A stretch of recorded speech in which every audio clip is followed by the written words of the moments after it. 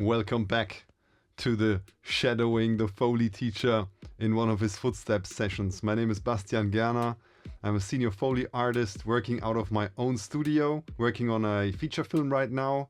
It's an American movie. In this video, you can just watch me do the stuff. I will explain a couple of things, what I'm actually doing. You don't have the visual reference, but in the end, you need the technique and then do it yourself. Because if you don't do it yourself, you will never learn it. And you can learn it by doing it. And if you want to do it from home, I have actually developed a modular surface technique with a certain microphone technique on top of that. So with that setup, you can actually record killer Foley in your home studio or Edit Suite. And if you're interested in that, stay with that video and see how I do it in this kind of hybrid model, because this is a proper Foley studio, but I still use those techniques that I developed for home Foley studio use, because that's what I did for many years before I actually had this place. First thing I'm gonna do is I'm gonna go to my wood area there in the back. I want to replace a sound because I had now a couple of rooms in the film with certain wood floors, and I recorded variety, and now there's the third spot introduced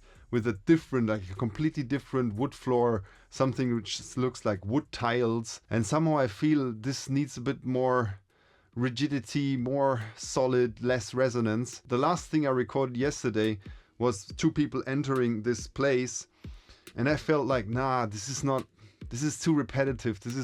I want to be like exclusive with that new location. It's also just a few footsteps that we actually hear within that place, and then we're already gone there.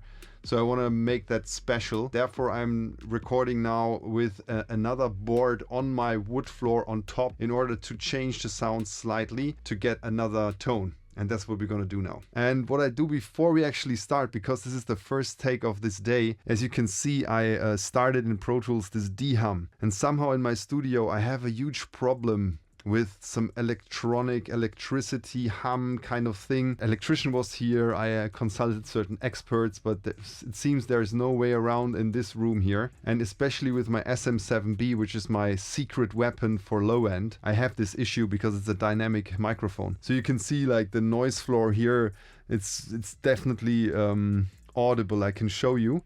And every time I start a recording, I let the denoising tool learn the noise floor of the day, so that I'm always up to date with that and have the least of noise on my channels, okay? Okay, today it's not as hard as it usually is. Maybe you could hear the difference.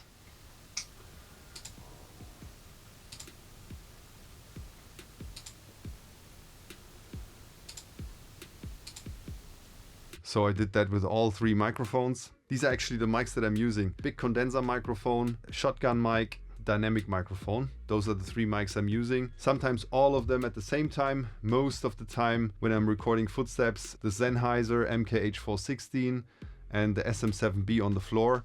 And if I want more air, more distant, or it's inside a room, then I'm using that as a room microphone as well. Okay, now I will play back the footstep sounds in the two people walking inside a house. You hear one person in the first place, a bit softer, and then some more massive steps come approaching the house and then entering the house, and then it changes from hard surface to resonant wood surface, and I want to exchange that with a less resonant sound, and that's what we're gonna listen to now. And then I'm gonna record a new version of that, and then we can compare.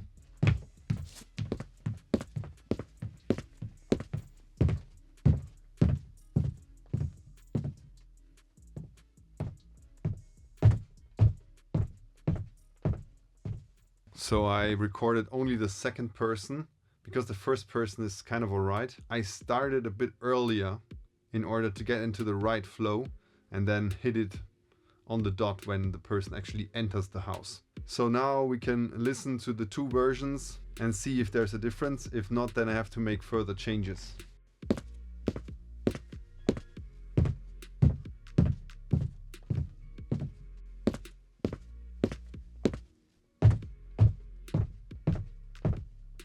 I think there's not enough difference.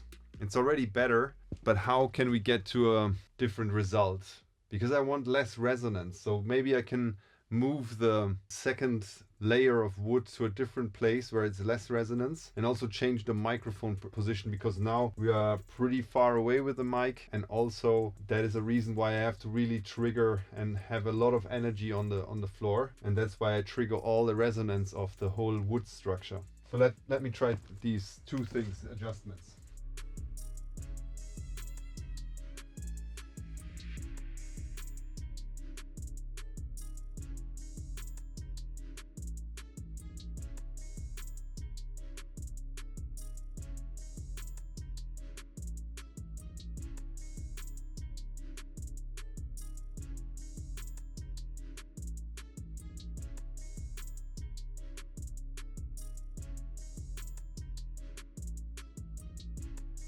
As you can see, those two microphones, they are pointing in the same direction, in the same angle. Therefore, I minimize phase issues. Okay, let's try this. I found out that when I'm more in the middle of my surface, standing on top of the second layer, there is less resonance already and more solid. So I'm record just one more take.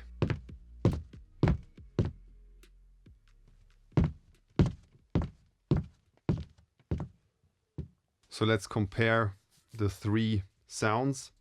I will play them back one after each other.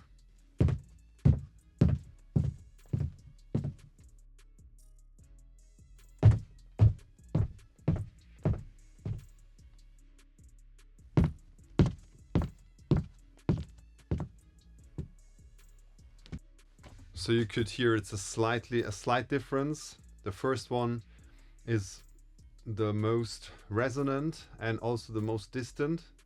The second one, I realized I also recorded that microphone, so I had more room on it, which made it more similar to the first take. And the third one has now way more direct signal, and I want to play it back now with the dialogue in order to see how it actually blends into the scene.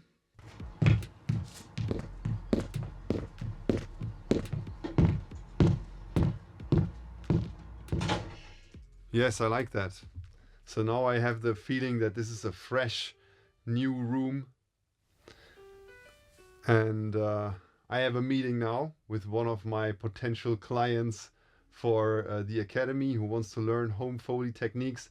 If you're interested in that, just DM me the word industry on Instagram, and then you can set up a free call with me and we can discuss the details of how you can learn this, how you can learn social media strategies in order to get you your dream clients, and all these things that I have implemented in my world, in my life, that actually work.